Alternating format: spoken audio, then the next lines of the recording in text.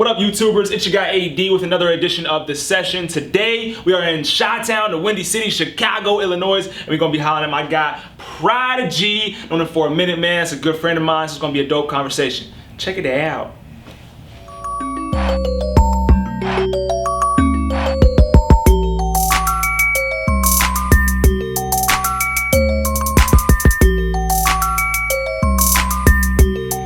Music heads, it's your guy AD with another episode of The Session, and this time around, a very special guest. I went to school with this individual from 2008 to 2012. Countless conversations, countless evenings in the studio, countless just memories and endeavors in general in regards to life itself. My guy, Emmanuel Ramsey, aka Prodig-E. What's going on, brother? What's going on, dog? Chilling, man. How long you been producing for, man?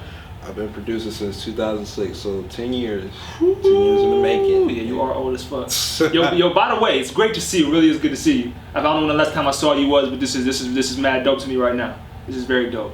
You're living life, you're doing well, and that's good to see. You went from one dangerous city to the next, from Cleveland to Chicago. What sparked the move from Cleveland to Chicago? To be honest, man, I felt like it was a change that I needed. After we left school, I went back home, and I wasn't getting stuff popping like I wanted it to. So I was like, you know what, maybe I need to go somewhere else, and experience life. And I've been here for this is about to go on year 2. So wow. I'll probably say this is probably one of the best experiences of my life, just to get out on my own in a big city to try to to network and create your own path, your own destiny. Pretty I like much. it. Well, I'm glad you said it's been positive thus far, because I remember when you was making the move and it was like, okay, he really doing it. He really about to go through with this. Yeah, I ain't gonna lie with you. I was. You. Matter of fact, you had called me. You was like, yeah. And I told you yeah, dog. I'm about to move to Chicago, man. I'm not so sure about this. I'm kind of low key scared, but it went through. It went through. The positive way. God got your back. And it was some rough times at the beginning, but it's just you go through it, and then it gets better. And you made it work, obviously, and you're still making it work. Yo, kill the phone, man. What's up with the volume, B? You good? You good? So what? Is Chicago really as bad as they say it is? Yes and no. I say yes because what you do see, what outsiders see, that really is happening.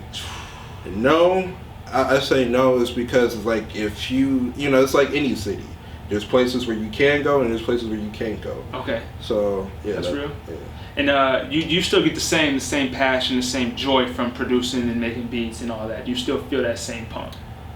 Like it was the first day I made beats, man. Serious? Seriously. Wow. Seriously. That's dope as hell.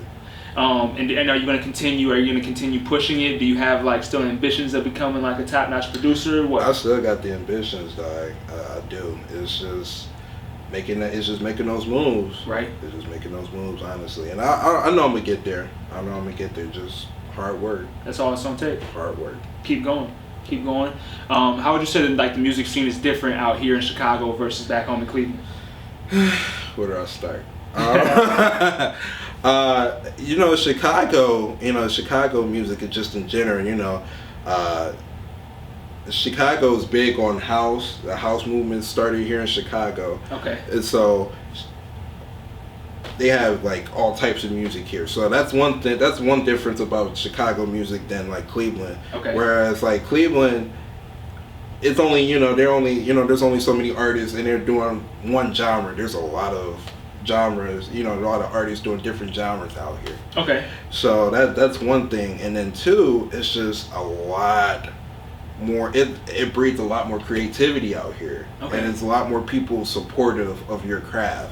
There's a lot more people on the same wavelength as you are. Whereas in Cleveland, it's basically it's a crab in a bucket mentality as far as the music scene goes and stuff. So okay, just the same old same. It's the same type of music is what you're saying, essentially.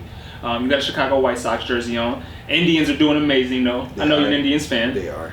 Cavs just won the championship. Thank God. What is all this this sports? What is all this these sports moments? What does it mean for the city of Cleveland?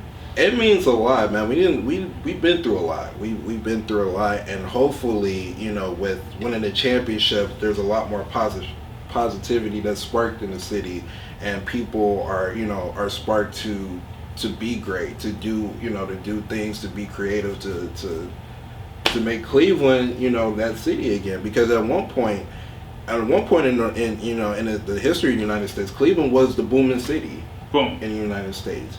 I mean, with the whole industrial industry going awry, yeah, Cleveland has fell off. But I feel like with this whole, with the optimism that these championships and these winning teams are, we have pride behind our sports teams. Very much so. Whether they lose or they win. Whether they lose or they Cleveland win. sticks behind. And that's what it is. So with this championship and with these winning teams, hopefully we can, we can be better than what we were striving for. Agreed. In city life in general, right? City life in general, just everything, we just want to be that city. There you go. How was it out here when a few days ago when Derrick Rose went to the Knicks? Was people mad or people? So it was like he's from Chicago. Yeah, he's from Chicago. People were split on it. Some people were like, why trade? He was all about Chicago. And then some people just were like, they're being like realistic about the situation. It was like, well, he'll never be the same Derrick Rose ever again. So I think it was good that we could capitalize.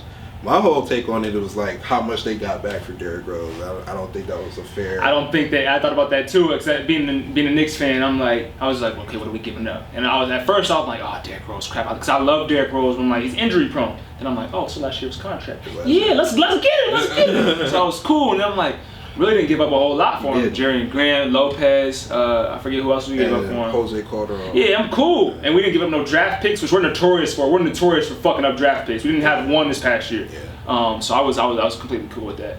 And my Knicks are looking alright, I'm not gonna lie. I'm cool. Then my Knicks, I got the Cavs championship. My Knicks looking good. I'm cool right now. I'm smooth, man. Yeah. So what's the next step as far as progress for you in this music industry? The next step is to give, I don't know, I'm going to be honest with you, it's just a lot of endless possibilities. It's just a lot of endless possibilities, but the next step is to give artists chances. Okay, so you want to link yourself with certain artists. I do, but I also want, artists that, if they like my music, then we should connect and we should make a track. Organically. Okay. So where you see yourself in going? What are what's your ultimate goal as far as producing is concerned? Like my ultimate goal is to connect with as many artists as possible and work with as many artists as possible, because you just never know. You never know who's gonna blow up next.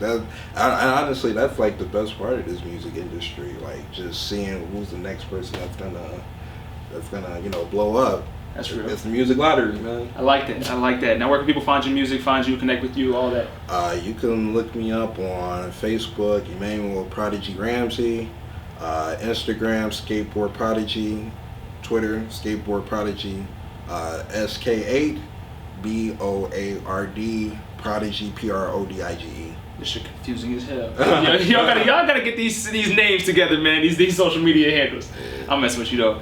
Did you ever skateboard, by the way? Yeah. Did you really? I don't think I've ever asked you that. And all of the stuff we've done, I don't think I've ever asked you that. You've never asked me that. No, yeah. Can you still make it move?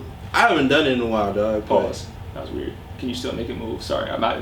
No, I'm saying pause what I said. I was saying for what I said. I wasn't saying like pause the conversation. I was saying pause like. I know, but I wouldn't even.